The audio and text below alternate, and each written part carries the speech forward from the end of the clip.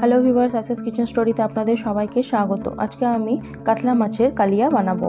কাতলা মাছের কালিয়া বানানোর জন্য আমাদের যা যা উপকরণ লাগছে দেখে নিই। প্রথমেই কাতলা মাছের পিস নিয়ে নিয়েছি। এখানে লবণ, হলুদ গুঁড়ো আর লঙ্কা গুঁড়ো দিয়ে ম্যারিনেট করে রেখে দিয়েছি। টমেটো কুচি, ধনেপাতা কুচি আর পেঁয়াজ কুচি আর 3টে কাঁচা লঙ্কা আমি চিড়ে নিয়েছি এখানে আদা রসুন বাটা, মশলা, লবণ নিয়েছি, হলুদ গুঁড়ো, ধনে গুঁড়ো, লাল লঙ্কার গুঁড়ো আর গরম মশলা, জিরে মরিচ গুঁড়ো।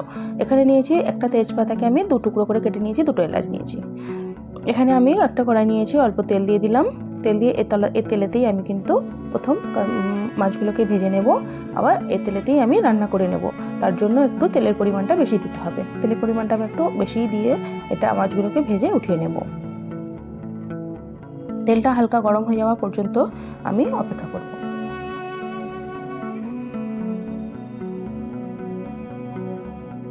কড়াইটা ভালোভাবে আমি রেডি করে নিচ্ছি।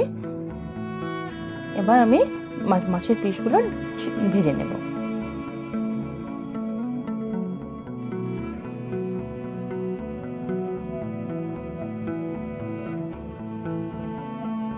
এভাবে একটা একটা করে পিস আমি সবগুলোই দিয়ে দেবো, দিয়ে ভেজে উঠিয়ে নেব। এপিট ওপিট করে আমি একটু কড়াভাবে ভেজে নেব।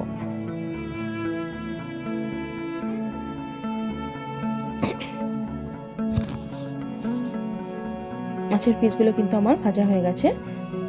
এবার আমি উঠিয়ে নেব।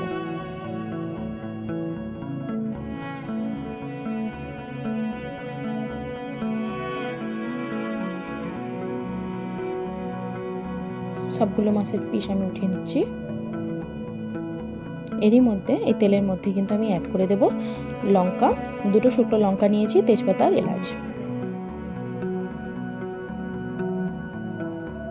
হালকা নাড়াচাড়া করে একটু তেলের মধ্যে,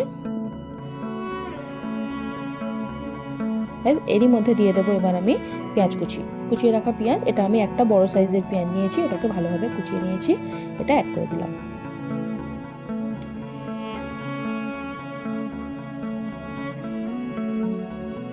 এরই সঙ্গে দিয়ে দেবো চিড়ে রাখা লঙ্কা। কাঁচা লঙ্কাটা আমি মাঝখান থেকে এরকমভাবে একটু চিড়ে নিয়েছি।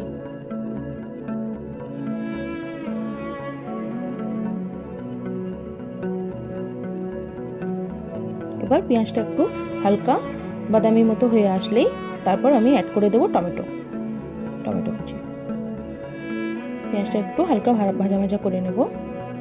দেখুন পেঁয়াজটা ভাজা হয়ে গেছে। এরই মধ্যে আমি অ্যাড করে দেবো টমেটো কুচি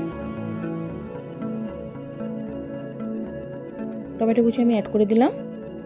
এটাকে একটু হালকা ভেজে নেব।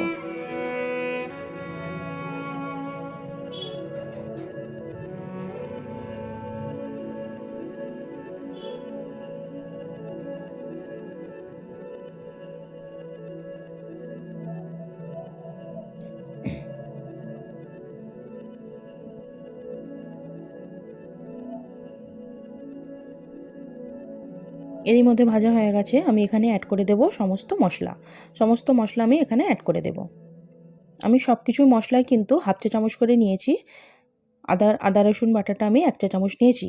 তো আপনারা আপনাদের প্রয়োজন মতো নেবেন। যে যেমন ঝাল খেতে পছন্দ করেন একটু লঙ্কা বাড়িয়ে নিতে পারেন বা কমিয়ে নিতে পারেন। লবণটা আপনাদের টেস্ট অনুযায়ী আপনারা অ্যাড করবেন। আমি এখানে সমস্ত মশলাই কিন্তু হাফ চা চামচ করে নিয়েছি।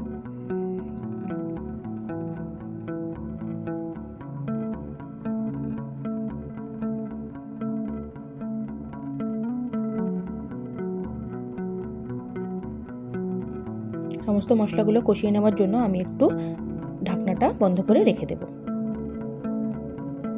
দেখুন তেল কিন্তু বাইরে বেরিয়ে উপরে উঠে চলে এসছে।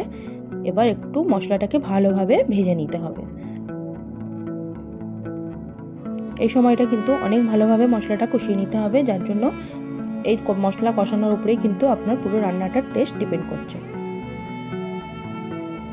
ভালোভাবে কষিয়ে নিতে হবে, মশলার কোনো কাঁচা গন্ধ না থাকে, তার জন্য কিন্তু আমি ভালোভাবে নাড়াচাড়া করে ভেজে নেব।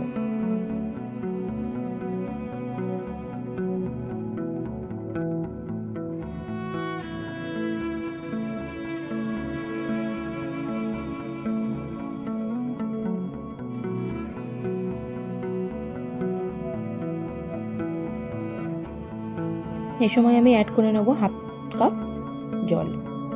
জলটা অ্যাড করার পরে আমি একটা বলক আসতে দেব।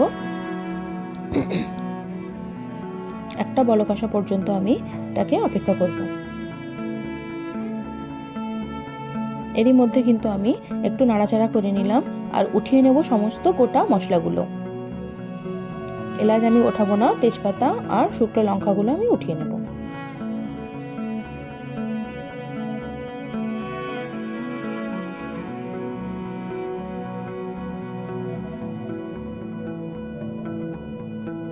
সমস্ত মশলা আমি গোটা মশলাগুলো উঠিয়ে নিচ্ছি।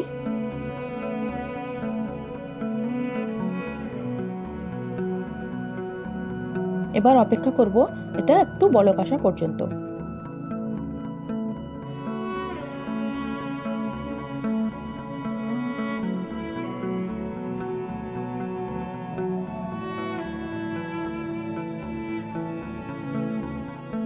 ঢাকা দিয়ে রেখে দেবো একটা বলক আসা পর্যন্ত। দেখুন বলক চলে এসছে। এবার আমি মাছগুলো অ্যাড করে দেব।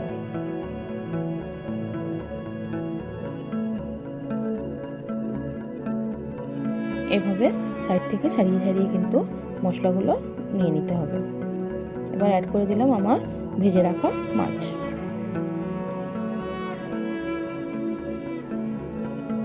এভাবে মাছ রান্না করলে কিন্তু আপনাদের মাছও অনেক বেশি টেস্টি হবে। যারা মাছ খেতে পছন্দ করে না তারাও কিন্তু মাছ খেয়ে নেবে।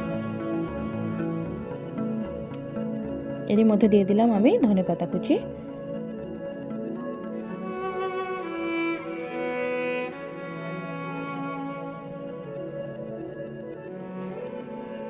ধনেপাতা দেওয়া হয়ে গেছে। এবার আমি ঢাকা দিয়ে আমি রেখে দেব। অপেক্ষা করে নেব 10 মিনিট পর। 10 মিনিটের মধ্যেই কিন্তু দেখুন মাছ আমার রেডি হয়ে গেছে। আমার রেসিপিটা যদি আপনাদের ভালো লাগে অবশ্যই চ্যানেলটি সাবস্ক্রাইব করবেন, লাইক